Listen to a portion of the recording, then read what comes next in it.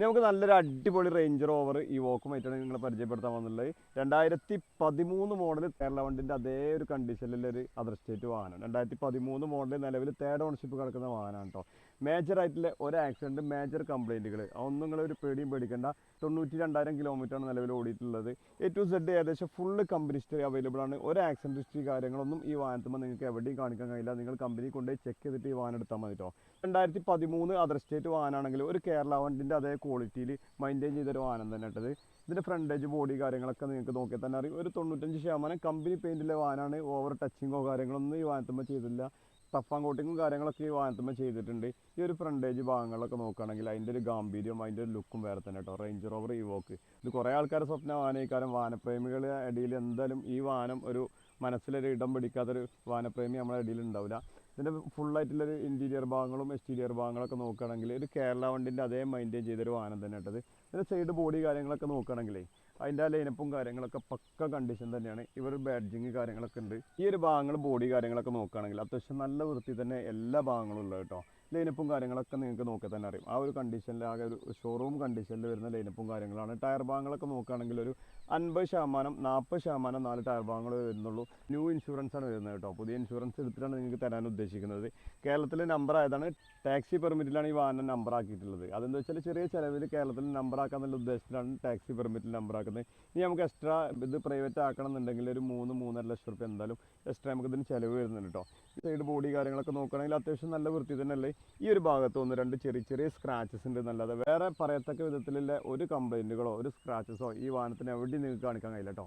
അതിൻ്റെ ബാക്ക് സൈഡൊക്കെ നോക്കുകയാണെങ്കിൽ അത്യാവശ്യം നല്ല ക്വാളിറ്റി തന്നെ വരുന്നത്. അത്യാവശ്യം നല്ല മെയിൻറ്റെയിൻ ചെയ്തൊരു ക്വാളിറ്റി നമുക്ക് കാണിക്കാൻ കഴിയും. ടച്ചിങ് കാര്യങ്ങളൊന്നും ഈ ഒരു ഭാഗത്തൊന്നും എവിടെയും കാണിക്കാൻ കഴിയില്ല കേട്ടോ. അതേപോലെ ടൈലാമ്പ് കാര്യങ്ങളൊക്കെ പക്ക കണ്ടീഷനാണ്. ബാക്ക് സൈഡൊക്കെ പക്ക നീറ്റ് ആൻഡ് ക്വാളിറ്റിയിലാണ് മെയിൻറ്റെയിൻ ചെയ്തിട്ടുള്ളത് കേട്ടോ. ഏതൊരു ഭാഗത്തും നിങ്ങൾക്ക് റീപ്ലേസ്മെൻറ്റ് കാര്യങ്ങളൊന്നും ഈ വാഹനത്തിന് കാണിക്കാൻ കഴിയില്ല. അതേപോലെ ഈ ഒരു സൈഡ് ബോഡി കാര്യങ്ങൾ നോക്കുകയാണെങ്കിലും ആ കമ്പനിയിൽ ഇപ്പോൾ കൊടുത്ത അതേ കണ്ടീഷൻ തന്നെ ഇപ്പോഴും നിലവിലുള്ളത്. വേറെ എക്സ്ട്രാ വർക്കോ കാര്യങ്ങളൊന്നും ഈ ഒരു സൈഡ് ഭാഗത്തൊന്നും എവിടെയും കാണിക്കാൻ കഴിയില്ല. ഒറിജിനൽ പെയിൻറ് തന്നെയാണ്. ടച്ചപ്പ് കാര്യങ്ങളൊന്നും ഏതൊരു ഭാഗത്തും നിങ്ങൾക്ക് കാണിക്കാൻ കഴിയില്ല. ചെറിയ ബമ്പറിൻ്റെ ഭാഗത്തൊക്കെ ചെറിയ ടച്ചപ്പ് ഉണ്ടെങ്കിലും ബാക്കിയുള്ള ബോഡി മെറ്റൽ ബോഡി മേലൊക്കെ കംപ്ലീറ്റ് ഒറിജിനൽ പെയിൻ്റാണ് കാണിക്കാൻ കഴിയുക കേട്ടോ. അപ്പോൾ അതിൻ്റെ ഇൻറ്റീരിയർ ഭാഗത്തേക്ക് വരുമ്പോഴേ ഒരു കേരള വണ്ടിൻ്റെ അതേ ക്വാളിറ്റിയിലാണ് ഇതിൻ്റെ ഇൻറ്റീരിയർ ഭാഗം കിടക്കുന്നത് കേട്ടോ. കമ്പനി സീറ്റ് കവറാണുള്ളത്. ഒരുപാട് ഓപ്ഷൻസാണ് ഇതിൻ്റെ ഇൻറ്റീരിയർ ഭാഗത്തേക്ക് വരുമ്പോൾ ഉള്ളത്. ഡാഷ്ബോർഡ് കാര്യങ്ങളൊക്കെ പക്ക ഫിനിഷിങ്ങിലല്ല കേട്ടോ. ഒരു കേരള വണ്ടി മെയിൻറ്റെയിൻ ചെയ്ത അതേ ക്വാളിറ്റി തന്നെയാണ് അതർ സ്റ്റേറ്റ് ആയ ഈ വാഹനം മെയിൻറ്റെയിൻ ചെയ്തിട്ടുള്ളത്. സീറ്റ് കവേഴ്സൊക്കെ നോക്കുകയാണെങ്കിൽ ഒറിജിനൽ അതർ സീറ്റ് കവർ തന്നെ ഉള്ളത്. പനോരമിക് സൺറൂഫാണ്. പ്രത്യേകിച്ച് പറയേണ്ട ആവശ്യമില്ലല്ലോ. ബാക്ക് സീറ്റ് കവറൊക്കെ നോക്കുകയാണെങ്കിൽ അത്യാവശ്യം നല്ല ക്വാളിറ്റി തന്നെ ബാക്ക് സീറ്റ് കവർ ഉള്ളത് കേട്ടോ.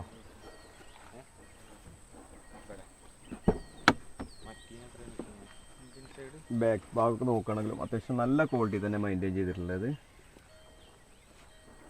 ഡാഷ്ബോർഡിൻ്റെ ഒക്കെ ഒരു ക്വാളിറ്റി എന്ന് പറഞ്ഞാൽ അത്രയും ക്വാളിറ്റിയിൽ മെയിൻറ്റെയിൻ ചെയ്തൊരു ഡാഷ്ബോർഡാണ്.